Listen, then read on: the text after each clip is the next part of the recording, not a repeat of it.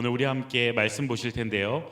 에베소서 4장 26절에서 27절까지의 말씀, 우리 다 찾으셨으면 한 목소리로 합독해서 읽도록 하겠습니다. 시작. 분을 내어도 죄를 짓지 말며 해가 지도록 분을 품지 말고 마귀에게 틈을 주지 말라. 아멘. 우리 짧은 말씀이니까 한 번 더 같이 읽도록 하겠습니다.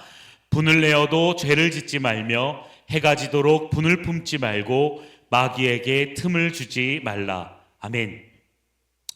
오늘 본문 말씀인 이 에베소서 4장의 말씀은 구원받은 성도가 어떻게 새 사람으로 살아가야 하는지를 말씀하는 장입니다. 옛 사람을 벗어버리고 새 사람을 입은 성도들이 이전과 다른 방식으로 살아가야 한다라는 내용이죠.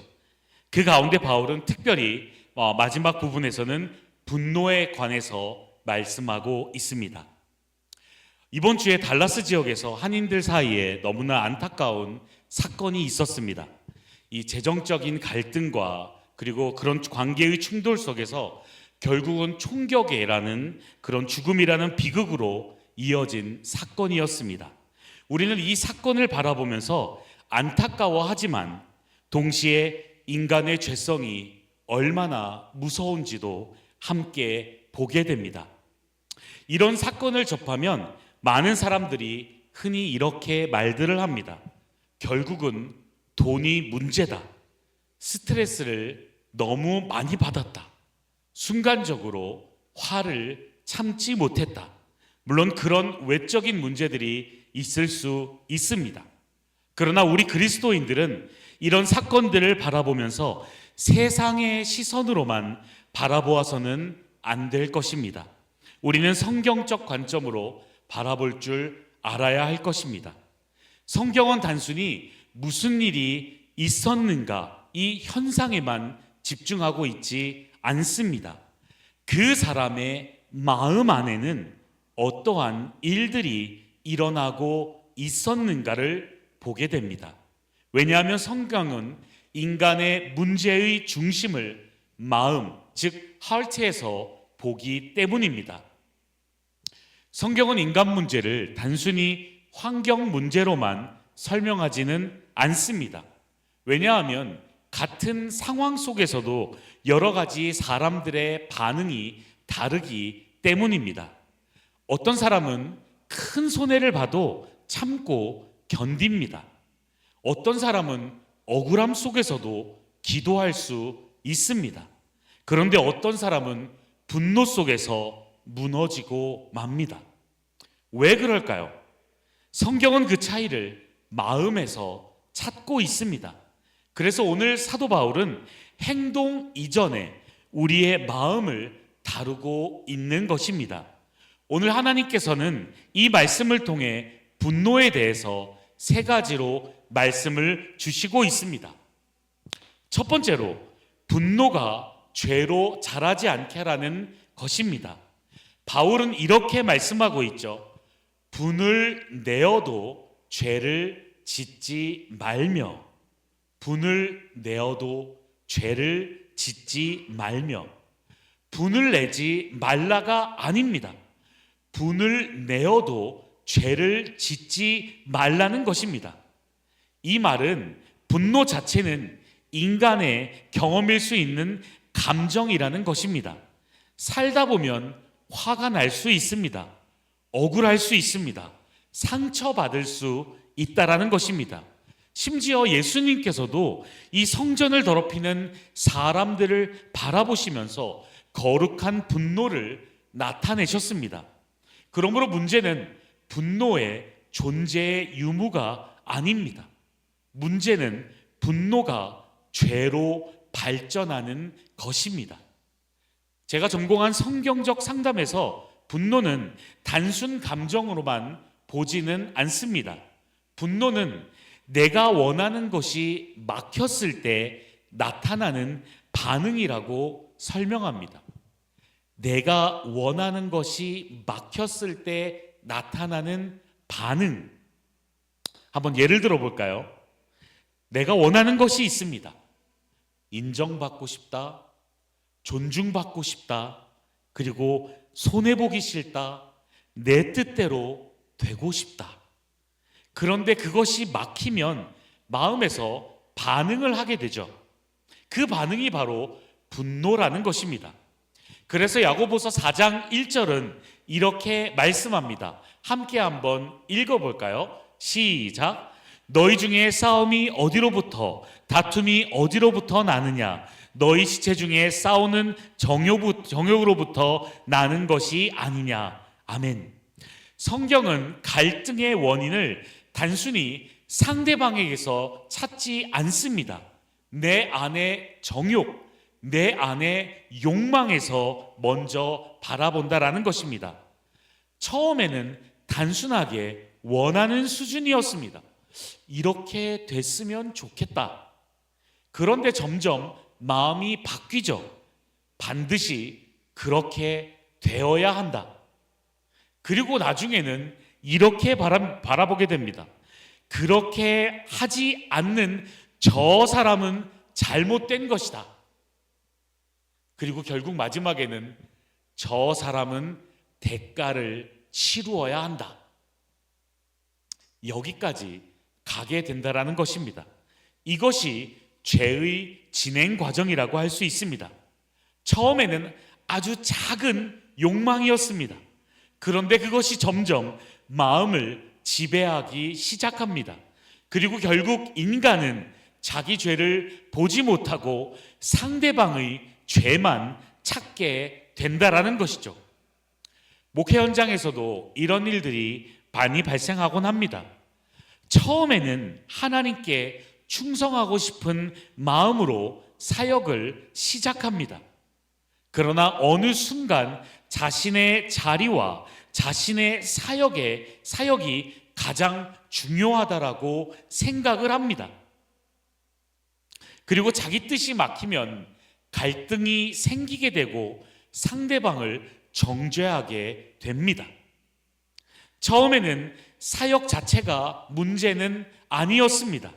그런데 마음속에 욕망이 점점 자라가면서 그 사람을 지배하기 시작했다라는 것이죠. 처음에는 작은 욕망이었습니다. 그런데 그것을 오래 붙들고 있으면 결국 마음이 변질된다라는 것이죠. 그래서 바울은 이어서 이렇게 말씀하고 있습니다. 둘째, 분노를 오래 품고 살지 말라는 것입니다.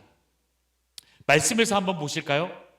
해가 지도록 분을 품지 말고, 해가 지도록 분을 품지 말고. 아멘. 이 말씀은 단순히 밤이 되기 전에 화해하라 정도의 의미만이 아닙니다. 핵심은 분노를 계속 붙들고 살지 말라라는 것입니다. 왜냐하면 해결되지 않은 분노는 점점 마음을 변질시키기 때문입니다. 처음에는 단순한 상처였습니다. 저 사람이 왜 그런 말을 나한테 하지? 왜 나를 무시하지? 왜 내가 손해를 봐야 하지? 그런데 그런 마음을 계속 붙들고 있으면 마음속에 쓴 마음, 그런 안 좋은 감정들이 생기게 됩니다. 그리고 그 쓴 마음이 결국은 쓴 뿌리가 된다라는 것이죠. 그래서 히브리서 12장 15절 말씀은 우리에게 이렇게 말씀합니다. 우리 함께 읽어보도록 하겠습니다. 시작. 너희는 하나님의 은혜에 이르지 못하는 자가 없도록 하고 또 쓴 뿌리가 나서 괴롭게 하여 많은 사람이 이로 말미암아 더럽게 되지 않게 하며. 아멘. 쓴 뿌리가 우리 마음 가운데 조용히 자리 잡는다라는 것입니다. 겉으로는 멀쩡해 보이는데 속에서는 점점 그 뿌리가 자라나게 된다라는 것이죠. 그리고 그 쓴 뿌리를 가지고 있는 사람은 마음속에서 이런 마음을 가집니다. 절대 용서는 못한다. 내가 틀린 게 아니다. 언젠가는 갚아줄 거다. 처음에는 조그마한 사건 하나였는데 나중에는 그 사람 자체를 미워하게 됩니다. 그래서 성경은 마음을 지키라고 하고 있는 것입니다. 똑같이 잠언 4장 23절에서는 우리에게 이런 말씀을 합니다. 함께 읽어볼까요? 모든 지킬 만한 것 중에 더욱 내 마음을 지키라. 생명의 근원이 이에서 남이니라. 아멘. 왜냐하면 행동은 마음의 열매이기 때문입니다. 예수님은 마태복음 12장에서도 비슷한 말씀을 하셨는데요. 함께 읽어볼까요? 시작. 독사의 자식들아, 너희는 악하니 어떻게 선한 말을 할 수 있느냐? 이는 마음에 가득한 것을 입으로 말함이라. 아멘. 즉 사람의 마음과 말과 행동은 갑자기 나오는 것이 아니라는 것입니다. 이미 마음속에서 오랫동안 자리 잡고 있던 것이 결국에는 밖으로 행동으로 나타난다라는 것입니다. 그렇기 때문에 성경은 행동 이전에 마음을 다루는 것이 무엇보다 중요하다라고 말씀하고 있습니다. 사랑하는 여러분, 분노는 저절로 사라지지 않습니다. 하지만 방치하면 점점 자라나게 됩니다. 처음에는 작은 상처였을지 몰라도 그 상처를 오래 품고 있으면 분노가 된다라는 것입니다. 그 분노가 내 마음 가운데 쓴 마음이 되고 그것이 점점 자라고 뿌리가 내려서 쓴 뿌리가 된다라는 것입니다.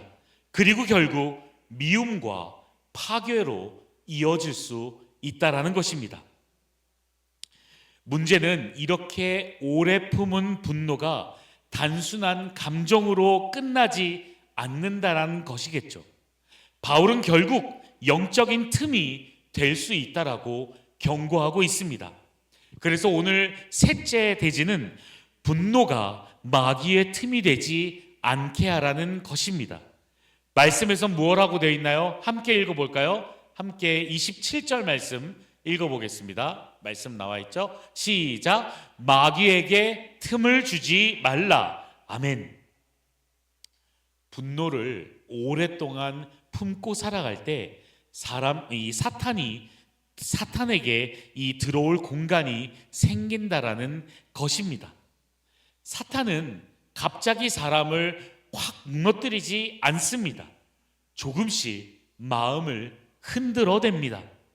생각을 왜곡시키고 감정을 확대시키고 자기 자신을 정당화하게 만들고 상대를 악하게 보게 됩니다. 결국 사람은 자기 죄를 보지 못하고 상대방의 죄만 바라보게 된다라는 것입니다. 이 성경적 상담에서 죄는 단순히 규칙을 어기는 행동으로 보지 않습니다.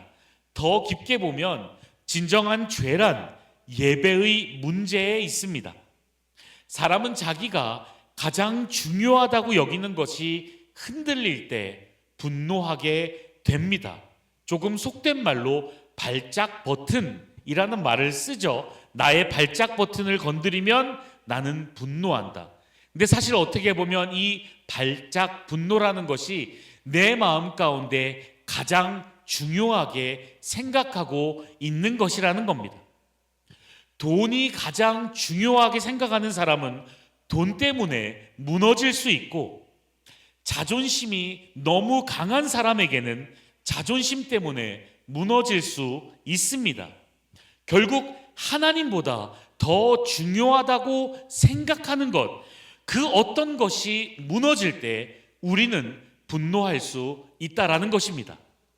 내가 가장 소중하게 생각했던 것들이 왜 내 뜻대로 안 되는 거지? 왜 내가 손해를 봐야 하지? 결국 죄의 중심에는 내가 하나님 자리에 올라가려는 마음이 있다라는 거예요. 그래서 분노는 단순히 사람의 기질 문제가 아니라 영적인 문제입니다. 많은 사람이 이렇게 생각을 하죠. 화는 참으면 된다. 감정 조절만 잘하고 살면 된다. 그러나 성경은 그보다 조금 더 깊이 들어갑니다. 왜냐하면 성경은 인간의 문제의 뿌리를 마음에서 보기 때문입니다. 그래서 하나님께서는 단순히 행동을 수정하는 것이 아니라 마음이 변화되는 것을 말씀하고 있는 것입니다. 예수님께서는 살인 이전의 마음을, 살인 이전의 미움을 말씀하셨습니다. 왜냐하면 미움이 살인의 뿌리이기 때문입니다. 예수님께서는 간음 이전에 정욕을 말씀하셨습니다. 왜냐하면 죄는 이미 마음속에서 자라나는 것이기 때문입니다. 그렇다면 이런 마음의 문제를 우리는 어떻게 해결할 수 있을까요? 성경은 단순히 화를 참으라고만 말하지 않습니다. 우리의 마음이 복음으로 변화되어야 한다라고 말씀합니다. 우리는 우리의 힘만으로는 진심으로 누군가를 용서하기 어렵습니다. 왜냐하면 상처가 실제로 너무나 아프기 때문이죠. 그러나 복음은 우리에게 새로운 시선을 줍니다. 나 역시도 하나님께 용서받은 죄인이다. 나 역시 하나님께 용서받은 죄인이다. 예수님이야말로 가장 억울한 일을 당하셨습니다. 조롱당하시고 배반당하시고 버림받으시고 십자가에 달리셨습니다. 그러나 복수하지 않으셨습니다. 오히려 이렇게 말씀하셨죠. 아바, 아버지여, 저들을 용서하여 주시옵소서.